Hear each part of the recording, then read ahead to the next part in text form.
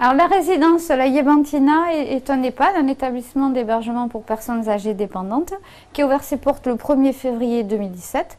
C'est un établissement qui relève de la fonction publique hospitalière, un établissement autonome, et nous sommes sur un pôle intergénérationnel avec une crèche municipale d'un côté et nous, établissement hospitalier, de l'autre. Nous accueillons 77 personnes âgées, en hébergement permanent principalement, mais nous proposons aussi l'hébergement temporaire pour 2 places. Et nous proposons également de l'accueil de jour en externe pour 8 places.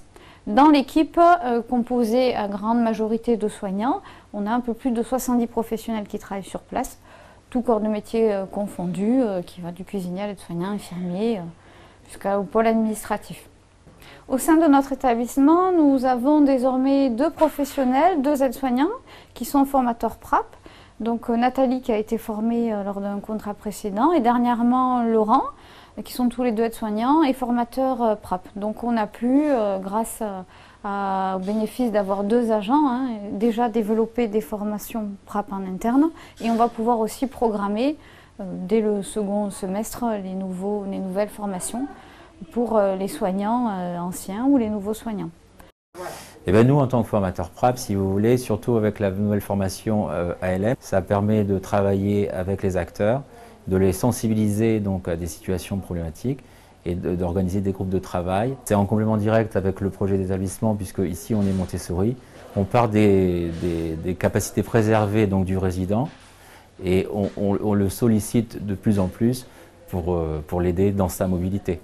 La CARSAT a été un acteur majeur pour nous parce que la CARSAT nous a permis de cofinancer en grande partie les équipements, nous a orienté également sur les équipements qui étaient les plus adaptés pour la prévention des risques, nous a mobilisés pour qu'on puisse former en interne des professionnels.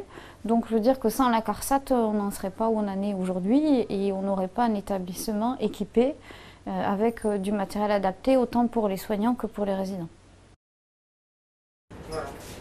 Et après, il peut se relever, ça peut être des bagastros de grande taille, de petite taille, pour qu'ils ne portent pas, parce que sinon le cuisinier porte à pleine main et peuvent se blesser avec le poids. Là, vous avez l'équipement adéquat. La démarche de prévention, c'est une démarche continue, c'est une démarche de qualité, donc qui démarre et qui se lance et qui doit perdurer dans le temps. Donc nous aussi, on est sur un secteur qui est peu attractif, donc cette démarche elle permet de développer l'attractivité, de réduire la pénibilité du travail dans un secteur très pénible, difficile pour les soignants.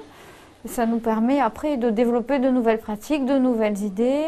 La CARSAT nous accompagne sur de nouvelles méthodes, comme l'analyse de la charge de travail et tout ce qui pourra se faire jour qui n'est pas encore connu, pour qu'on puisse travailler de concert avec les professionnels en groupe de travail dans l'intérêt des résidents.